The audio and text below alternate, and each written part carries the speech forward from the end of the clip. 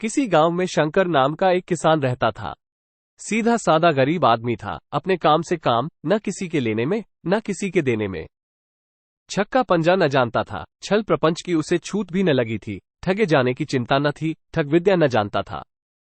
भोजन मिला खा लिया, न मिला चबेने पर काट दी, चबैना भी न मिला तो पानी पी लिया और राम का नाम लेकर सो रहा। किंतु जब कोई अतिथि द्वार पर आ जाता था तो उसे इस निवृत्ति मार्ग का त्याग करना पड़ता था। विशेषकर जब साधु महात्मा पदार्पण करते थे तो उसे अनिवार्य सांसारिकता की शरण लेनी पड़ती थी। खुद भूखा सो सकता था, पर साधु को कैसे भूखा सुलाता। भगवान के भक्त जो ठहरे। एक दिन संध्या समय एक महात्मा ने आकर उसके द्वार पर डेरा जमाया। तेजस्वी मूर्ति थी, पीतांबर गले में, जटा सिर पर, पीतल का कमंडल हाथ में, खड़ाऊं पैर में, ऐनक आंखों पर, संपूर्ण वेश उन महात्माओं का सा था जो रईसों के प्रासादों में तपस्या, हवा गाड़ियों पर देवस्थानों की परिक्रमा और योग सिद्धि प्राप्त करने के लिए रुचिकर भोजन करते हैं। घर में जौ का आटा था, वो उन्हें कैसे खिलाता। प्राचीन काल में जौ का चाहे जो कुछ महत्व रहा हो, पर वर्तमान युग में जौ का भोजन सिद्ध पुरुषों के लिए दुष्पाच्य होता है। बड़ी चिंता हुई, महात्मा जी को क्या खिलाऊं। आखिर निश्चय किया कि कहीं से गेहूं का आटा उधार लाऊं, पर गांव भर में गेहूं का आटा न मिला। गांव में सब मनुष्य ही मनुष्य थे, देवता एक भी न था, अतएव देवताओं का खाद्य पदार्थ कैसे मिलता। सौभाग्य से गांव के विप्र महाराज के यहां से थोड़ा सा मिल गया।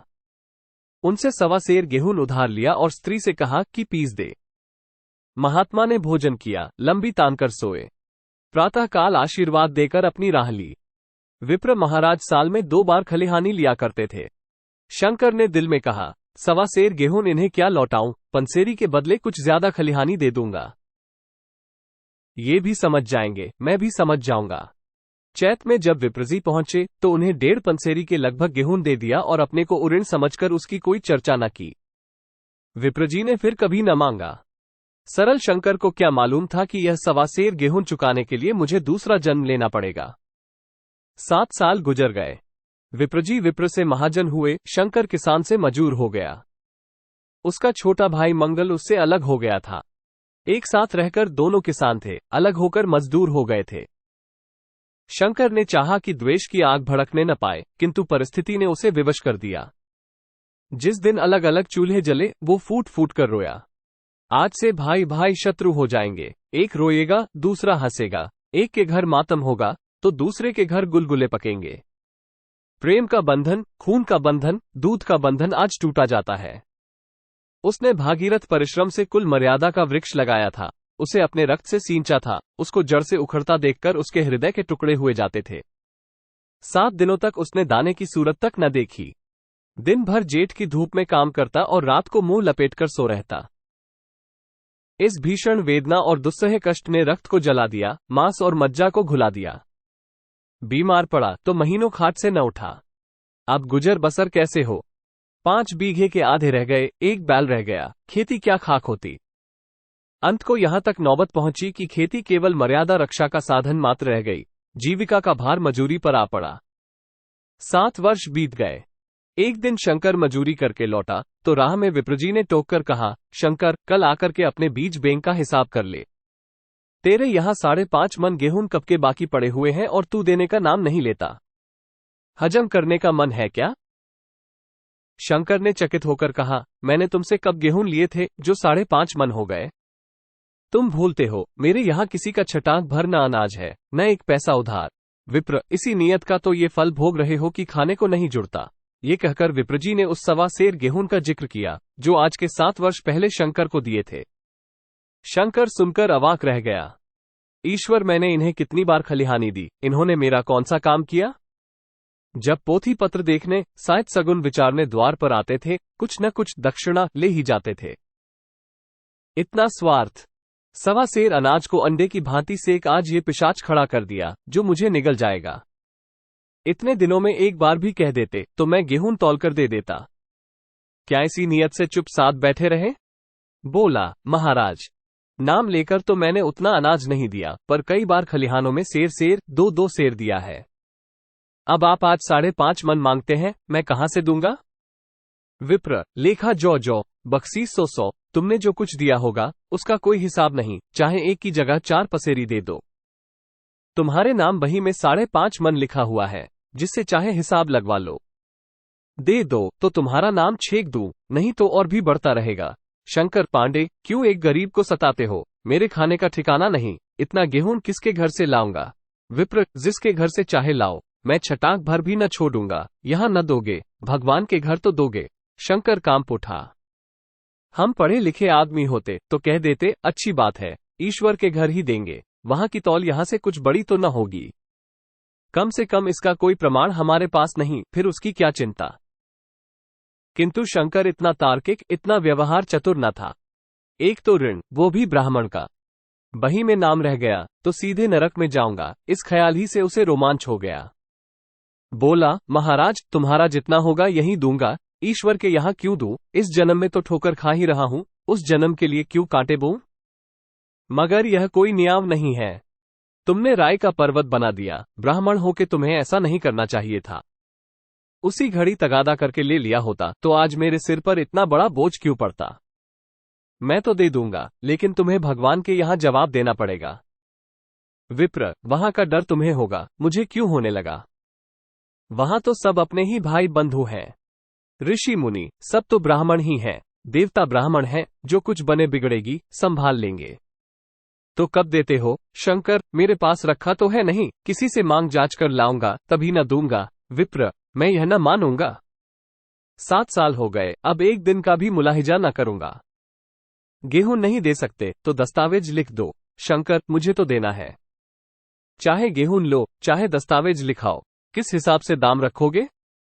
विप्र, बाजार भाव 5 सेर का है, तुम्हें 5.25 सेर का काट दूंगा। शंकर, जब दे ही रहा हूं तो बाजार भाव काटूंगा, पाव भर छुड़ाकर क्यों दोषी बनूं? हिसाब लगाया तो गेहूं के दाम 60 हुए। 60 का दस्तावेज लिखा गया, 3 सैकड़े सूद। साल भर में न देने पर सूद की दर 2.5 रुपए सैकड़े। 8 आने का स्टाम्प, 4 आने दस्तावेज की तहरीर शंकर को ऊपर से देनी पड़ी। गांव भर ने विप्रजी की निंदा की, लेकिन मुंह पर नहीं। महाजन से सभी का काम पड़ता है, उसके मुंह कौन आए? शंकर ने साल भर तक कठिन तपस्या की। मियाद के पहले रुपए अदा करने का उसने व्रत सा कर लिया। दोपहर को पहले भी चूल्हा न जलता था, चबैने पर बसर होती थी, अब वो भी बंद हुआ। केवल लड़के के लिए रात को रोटियां रख दी जाती। पैसे रोज का तंबाकू पी जाता था। यही एक व्यसन था जिसका वो कभी न त्याग कर सका था। अब वो व्यसन भी इस कठिन व्रत की भेंट हो गया।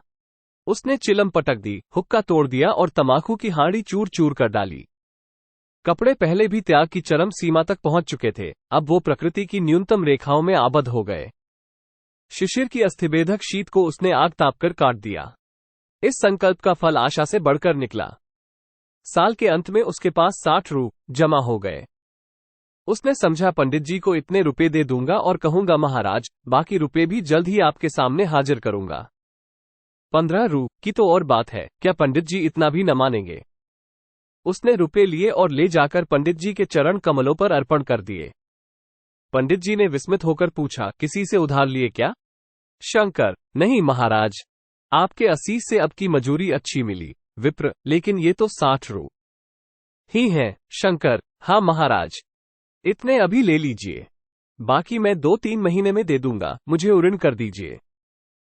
विप्र, उऋण तो जब ही होगे जबकि मेरी कौड़ी कौड़ी चुका दोगे। जाकर मेरे 15 रू और लाओ। शंकर, महाराज, इतनी दया करो, अब सांझ की रोटियों का भी ठिकाना नहीं है, गांव में हूं तो कभी न कभी दे ही दूंगा। विप्र, मैं ये रोग नहीं पालता, न बहुत बातें करना जानता हूं। अगर मेरे पूरे रुपए न मिलेंगे तो आज से 3 रू सैकड़े का ब्याज लगेगा। अपने रुपए चाहे अपने घर में रखो, चाहे मेरे यहां छोड़ जाओ। शंकर, अच्छा, जितना लाया हूं उतना रख लीजिए, मैं जाता हूं, कहीं से 15 रू और लाने की फिक्र करता हूं। शंकर ने सारा गांव छान मारा, मगर किसी ने रुपए न दिए, इसलिए नहीं कि उसका विश्वास न था या किसी के पास रुपए न थे, बल्कि इसलिए कि पंडित जी के शिकार को छेड़ने की किसी की हिम्मत न थी। क्रिया के पश्चात प्रतिक्रिया नैसर्गिक नियम है। शंकर साल भर तक तपस्या करने पर भी जब ऋण से मुक्त होने में सफल न हो सका तो उसका संयम निराशा के रूप में परिणत हो गया। उसने समझ लिया कि जब इतना कष्ट सहने पर भी साल भर में 60 रू से अधिक न जमा कर सका तो अब और कौन सा उपाय है जिसके द्वारा इसके दूने रुपए जमा हों। जब सिर पर ऋण का बोझ ही लादना है तो क्या मन भर का और क्या सवा मन का। उसका उत्साह क्षीण हो गया, मेहनत से घृणा हो गई। आशा उत्साह की जननी है। आशा में तेज है, बल है, जीवन है। आशा ही संसार की संचालक शक्ति है। शंकर आशाहीन होकर उदासीन हो गया। वो जरूरतें जिनको उसने साल भर तक टाल रखा था, अब द्वार पर खड़ी होने बी वाली भिखारिणी न थी, बल्कि छाती पर सवार होने वाली पिशाचनियां थी, जो अपनी भेंट लिए बिना जान नहीं छोड़ती। कपड़ों में चकत्तियों के लग। अब शंकर को चिट्ठा मिलता तो वो रुपए जमा न करता, कभी कपड़े लाता, कभी खाने की कोई वस्तु। जहां पहले तमाकू ही पिया करता था, वहां अब गांजे और चरस का चस्का भी लगा। उसे अब रुपए अदा करने की कोई चिंता न थी, मानो उसके ऊपर किसी का एक पैसा भी नहीं आता। पहले जूड़ी चढ़ी होती थी, पर वो काम करने अवश्य जाता था, अब काम पर न जाने के लिए बहाना खोजा करता। इस भांति 3 वर्ष निकल गए। विप्रजी महाराज ने एक बार भी तकाजा न किया। वो चतुर शिकारी की भांति अचूक निशाना लगाना चाहते थे। पहले से शिकार को चौंकाना उनकी नीति के विरुद्ध था। एक दिन पंडित जी ने शंकर को बुलाकर हिसाब दिखाया। 60 रू जो जमा थे, वो मिन्हा करने पर अब भी शंकर के जिम्मे 120 रू निकले। शंकर, इतने रुपए तो उसी जन्म में दूंगा, इस जन्म में नहीं हो सकते। विप्र, मैं इसी जन्म में लूंगा। मूल न सही, सूद तो देना ही पड़ेगा। शंकर, एक बैल है, वो ले लीजिए और मेरे पास रखा क्या है। विप्र, मुझे बैल बधिया लेकर क्या करना है? मुझे देने को तुम्हारे पास बहुत कुछ है। शंकर, और क्या है महाराज? विप्र, कुछ है, तुम तो हो। आखिर तुम भी कहीं मजूरी करने जाते ही हो, मुझे भी खेती के लिए मजूर रखना ही पड़ता है। सूद में तुम हमारे यहां काम किया करो, जब सुविधा हो मूल को दे देना। सच तो यो है कि अब तुम किसी दूसरी जगह काम करने नहीं जा सकते, जब तक मेरे रुपए नहीं चुका दो। तुम्हारे पास कोई जायदाद नहीं है, इतनी बड़ी गठरी मैं किस एतबार पर छोड़ दूं? कौन इसका जिम्मा लेगा कि तुम मुझे महीने महीने सूद देते जाओगे? और कहीं कमाकर जब तुम मुझे सूद भी नहीं दे सकते, तो मूल की कौन कहे? शंकर, महाराज, सूद में तो काम करूंगा और खाऊंगा क्या? विप्र, तुम्हारी घरवाली है, लड़के हैं, क्या वे हाथ पांव कटाके बैठेंगे? रहा मैं, तुम्हें आधा सेर जो रोज कलेवा के लिए दे दिया करूंगा। ओढ़ने को साल में एक कंबल पा जाओगे, एक मिर्जई भी बनवा दिया करूंगा, और क्या चाहिए?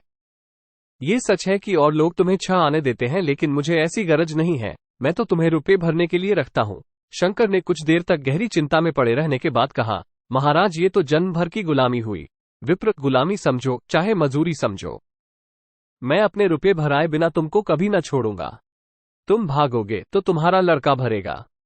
हाँ, जब कोई न रहेगा तब की बात दूसरी है। इस निर्णय की कहीं अपील न थी। मजूर की जमानत कौन करता, कहीं शरण न थी। भागकर कहां जाता? दूसरे दिन से उसने विप्रजी के यहां काम करना शुरू कर दिया। 1.25 सेर गेहूं की बदौलत उम्र भर के लिए गुलामी की बेड़ी पैरों में डालनी पड़ी। उस अभागे को अब अगर किसी विचार से संतोष होता था, तो ये था कि वो मेरे पूर्व जन्म का संस्कार है। स्त्री को वे काम करने पड़ते थे जो उसने कभी न किए थे, बच्चे दानों को तरसते थे, लेकिन शंकर चुपचाप देखने के सिवा और कुछ न कर सकता था। वो गेहूं के दाने किसी देवता के शाप की भांति यावत जीवन उसके सिर से न उतरे। शंकर ने विप्रजी के यहां 20 वर्ष तक गुलामी करने के बाद इस दुस्सार संसार से प्रस्थान किया। 120 अभी तक उसके सिर पर सवार थे। पंडित जी ने उस गरीब को ईश्वर के दरबार में कष्ट देना उचित न समझा। इतने अन्यायी, इतने निर्दयी न थे। उसके जवान बेटे की गर्दन पकड़ी। आज तक वो विप्रजी के यहां काम करता है।